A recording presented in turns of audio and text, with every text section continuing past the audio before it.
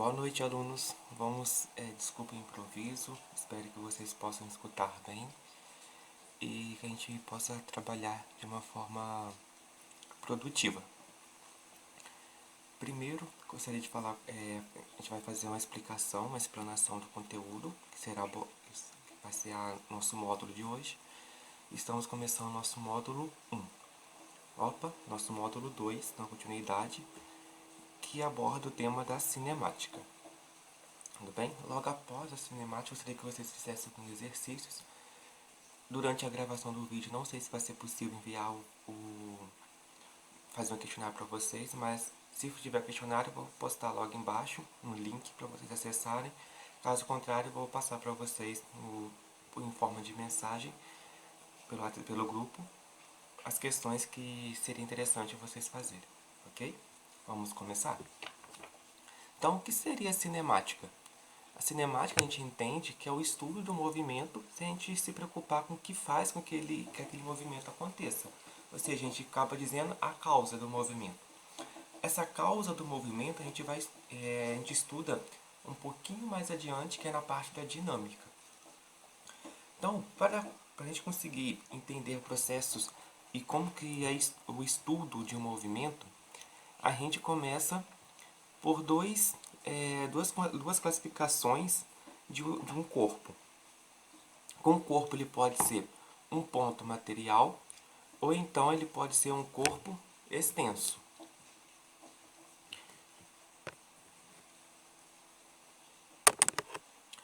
O ponto material é quando as dimensões de um corpo elas são desprezíveis para o estudo.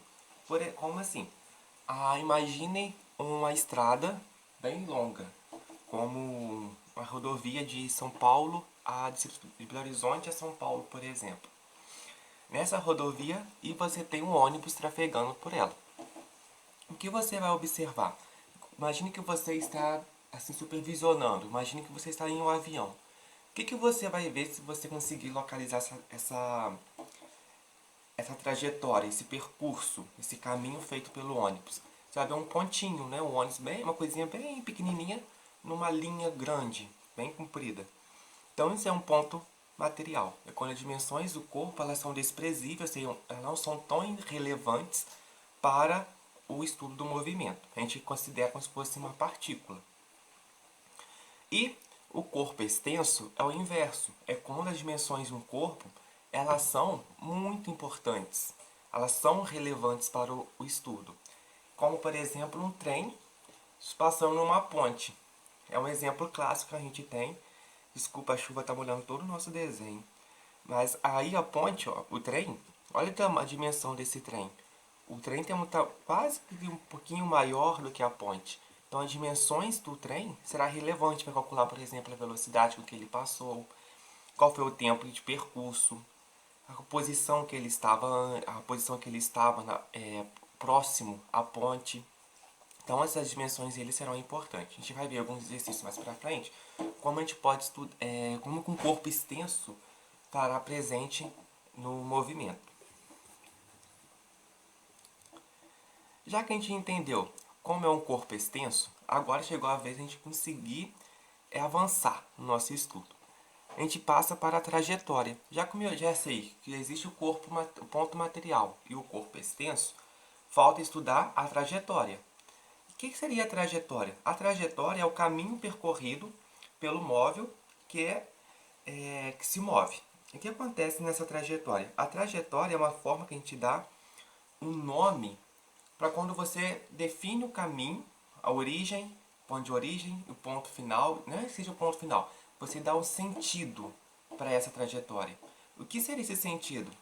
Esse sentido é a orientação do movimento. Que a gente sempre, quando fala assim, o caminho percorrido pelo móvel, qual é a trajetória adotada? A trajetória adotada, a gente vai ver o sentido positivo dessa trajetória. A gente representa por uma seta e também a gente coloca um sinalzinho de mais, que é para a gente localizar para onde vai ser o sentido positivo da trajetória que a gente adotou para esse percurso e aonde vai estar o sentido negativo, ou seja, quando a gente vai estar retornando do ponto final. Deu para entender? Qualquer coisa, vocês mandem por áudio aí a dúvida que vocês tiverem. E após a gente ter essa noção de trajetória, a gente tem dois tipos de duas condições, na verdade, de movimento. Nós temos a condição do movimento progressivo e o movimento retrógrado. No movimento progressivo, o objeto, o corpo ou você vai estar se locomovendo no mesmo sentido adotado para a trajetória. Observe, ó, aqui está o bonequinho, ele está no mesmo sentido que a trajetória. Olha o sentido da trajetória, indo para a direita de vocês, sentido positivo. E o bonequinho está no mesmo movimento, indo para o mesmo sentido. Então a gente tem um movimento progressivo.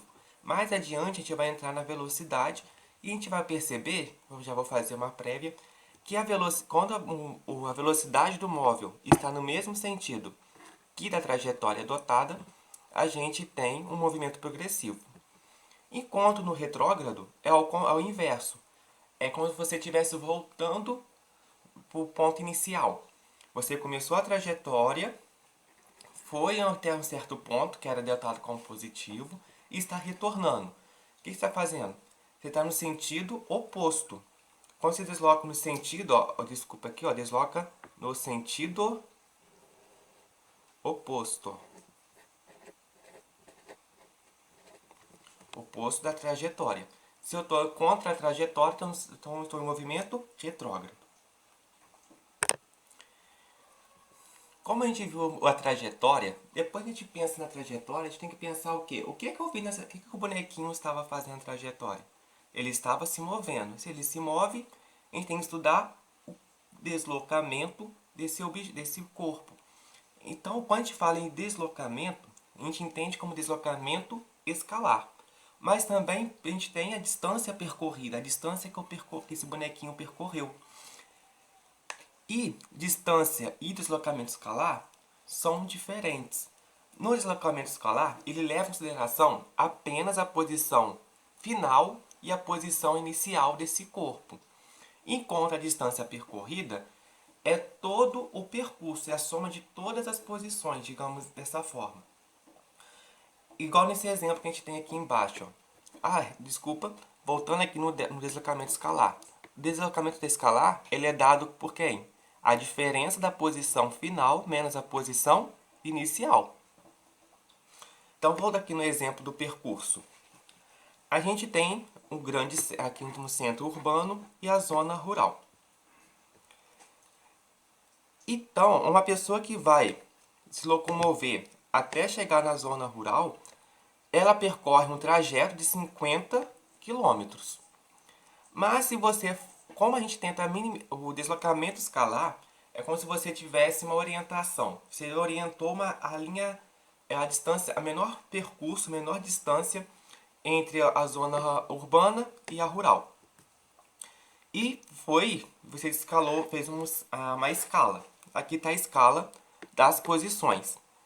Embora meu deslocamento foi 50 quilômetros, enquanto meu deslocamento escalar vai ser o quê?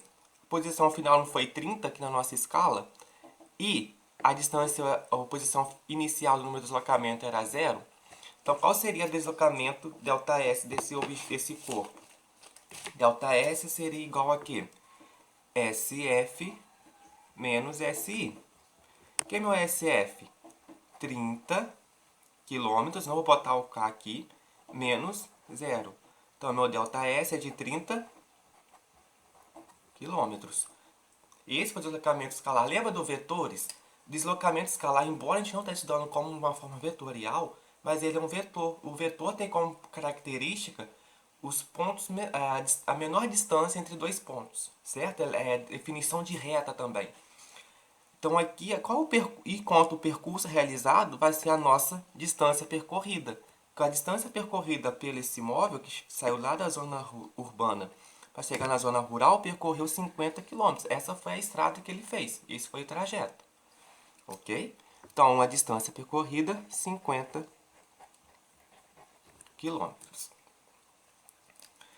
Beleza, já falamos de deslocamento escalar. Enquanto o objeto se move, tem alguma outra grandeza física que está se alterando? Não que a gente muitas das vezes até parece que a gente não percebe, né? A gente fala de, tô andando, tô deslocando, mas pensando, se você sai da sua casa e vai até a escola, além da distância que você percorre, você também marca o tempo, certo? Eu saio de casa 15 minutos, que dá tempo de chegar na escola. Também tem um intervalo de tempo que varia. Isso vai sempre variar. A diferença de instantes de final e inicial do tempo é dada pelo ΔT igual a TF menos TI. Então, a diferença de intervalo de tempo, ou melhor dizendo, o intervalo de tempo é a diferença entre os instantes final e inicial. Não tem muito o que a gente dizer. Atende-se que para a unidade do SI, que a unidade no SI para tempo é segundos, tá bom, pessoal? Não esqueçam disso. Não é horas, não é minutos, é segundos. Beleza, já falamos de deslocamento, já falamos de intervalo de tempo. Falta mais uma coisa para chegar na nossa escola. Qual é a nossa rapidez? Quanto que a gente está andando? Quanto veloz nós estamos para chegar até a escola? E quanto tempo eu gasto para realizar esse percurso, essa distância? É a velocidade escalar média, né? O que é a velocidade escalar média? É simplesmente o deslocamento que você percorre pelo tempo que você gastou durante o percurso. Ou seja, a gente representa por Vm, que é velocidade média, vai ser igual ao deslocamento escalar dividido por intervalo de tempo. ΔS sobre ΔT. Sobre a velocidade, qual unidade no SI para velocidade? Pessoal, olha só. Se ΔS é deslocamento, é distância, a gente sabe que no SI é o metro, certo? E o tempo é segundo. Então, a unidade no SI de velocidade é o quê? Metros por segundos. Muitas das vezes é comum a gente encontrar outras unidades. Aqui no nosso país, a gente utiliza muito quilômetros por hora, enquanto outros países utilizam outras unidades de medidas. Por exemplo, quando se trata de navegações, se utiliza nó como unidade de medida para velocidade. Tem entre outras unidades que a gente varia muito para localidade. Mas, se a gente está no Brasil, vamos focar em quilômetros por hora e metros por segundo. Se eu tenho quilômetros por hora e quero passar para metros por segundo, como a gente faz isso? Tem a regrinha? Não é uma regrinha, isso tem um sentido de como chega no 3,6. Mas nesse momento não precisa a gente adentrar nesse conteúdo. Então, para passar de quilômetros para hora para metros por segundo, eu tenho que fazer uma divisão. Lembre-se, a unidade de quilômetros por hora ela é maior do que a unidade de metros por segundos. Então, isso implica que eu vou fazer uma divisão. Então, vou dividir por 3,6. Agora, se eu quero passar de metros por segundo para quilômetros por hora, a gente tem que realizar uma multiplicação, uma vez que metros por segundo é uma unidade menor que quilômetros por hora. Ok? Qualquer coisa, manda um áudio aí, pessoal. Vimos velocidade, vimos deslocamento escalar, vimos intervalo de tempo. Chega a hora de a gente aprofundar um pouco a mais e ver o movimento retilíneo uniforme. O que é o movimento retilíneo uniforme? É quando o corpo ele se move com uma velocidade constante e diferente de zero. O que acontece quando a gente estuda esse movimento desse corpo? Mais adiante a gente vai estudar as leis de Newton. E quando estudar as leis de Newton, a gente vai ver a primeira lei de Newton, que diz sobre a aplicação de força no corpo, a questão do movimento, se ele vai se movimentar, como se vai se dar. O que acontece? Quando a velocidade é constante, a gente tem que todas as forças que atuam sobre um corpo é nula. A soma de todas essas forças, ou seja, a resultante dessas forças será nula. Então, dessa forma, acontece o movimento uniforme, retilíneo uniforme. No movimento retilíneo uniforme, a gente classifica a posição do móvel através da expressão S, que é igual a S0 mais VT. Essa expressão S, que é igual a S0 mais VT, ela é exatamente a equação... lembra da equação da velocidade, que V igual a ΔS sobre ΔT? É a mesma coisa, só que... O que acontece? Ó, a gente tem lá velocidade igual a ΔS sobre ΔT. A gente sempre vai insinuar o ΔS igual a S menos S inicial, né? Dividido por T menos TI. Não sei se está dando para enxergar. Deixa eu ver aqui. Tá. Sobre TI. Se TI é igual a zero, vai embora aqui, certo? Então, V igual a S menos SI sobre T. VT igual a S menos SI. Como eu quero a posição final, eu vou isolar ela. Isolando a posição final, o que acontece com o SI? Ele passa para o outro lado com o sinal trocado. Então, S vai ser igual a SI mais VT. Tá bom? É só para não ficar julgado de onde que saiu isso. Então, essa função horária da posição, na forma que ela está escrita aqui, ela nos dá a posição final de um corpo, desde que a gente saiba a posição inicial, a velocidade que o corpo está e o instante de tempo. Mas há algumas condições. Para um corpo em movimento retilíneo uniforme, se a gente souber a posição inicial e a velocidade, a gente conhecer esses dois dados, a gente pode escrever a função horária da posição para esse móvel. Tudo bem? E a função horária é uma equação do primeiro grau. Se é uma função do primeiro grau, a gente pode estudar o gráfico dela. Como que seria a cara do gráfico de uma função do primeiro grau? Não é uma linha, não é uma reta? Então, a variação da posição em função do tempo, que é ST, entre parênteses aqui, ó, que é o gráfico de S em função do tempo, olha só a cara dele. É uma reta, certo? E essa reta, ela também pode nos dar a velocidade.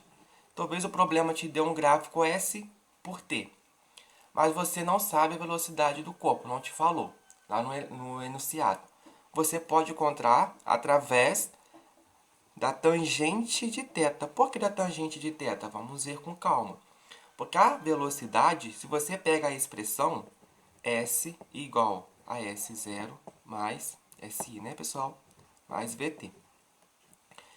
Quem acompanha o T aqui, que no caso ó, é o nosso, o V, a velocidade, é o nosso coeficiente angular.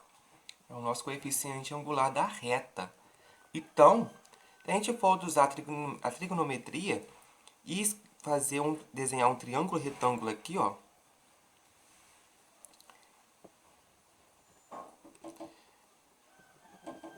O que a gente vai ter? Que o ângulo θ está de frente para o cateto oposto e o ângulo adjacente está para o cateto adjacente. O adjacente é o ΔT, o cateto oposto, ΔS. Se a gente fizer cateto oposto sobre cateto adjacente, que é igual a quem? Tangente de θ, a gente vai ter ΔS sobre ΔT, que é igual a velocidade. Então, a tangente do ângulo da inclinação da reta é exatamente igual à velocidade. E no outro gráfico, o diagrama V por T, que é esse aqui, ó. Esse diagrama V por T, velocidade em função de tempo, e por T, a gente vai ter que, como a velocidade é constante, olha a cara do gráfico, ó. A velocidade vai ser uma linha, né? O gráfico vai ser uma linha, sempre no mesmo valor da velocidade, ó. A velocidade não vai variar com o tempo. Para a gente saber o deslocamento escalar desse móvel, basta a gente calcular a área, uma vez que a área ela é numericamente igual ao deslocamento escalar. Ok? Como que a gente calcula a área de um retângulo? Igual aqui a gente vai escolher um tempo t1, intervalo de tempo t1, intervalo de tempo t2. A gente faz um intervalo de tempo, que a gente vai pegar o T2 menos T1. E a velocidade não é constante, não tem muito que se preocupar. É só saber o valor da velocidade. Uma vez que a área de um retângulo é a base vezes a altura dele, quem é a nossa base? ΔT. E quem é a nossa altura? A velocidade v. Então, ΔV vezes v é igual a quem? O deslocamento escalar, ΔS. Agora a gente vai fazer alguns vídeos com alguns exercícios como exemplos para vocês.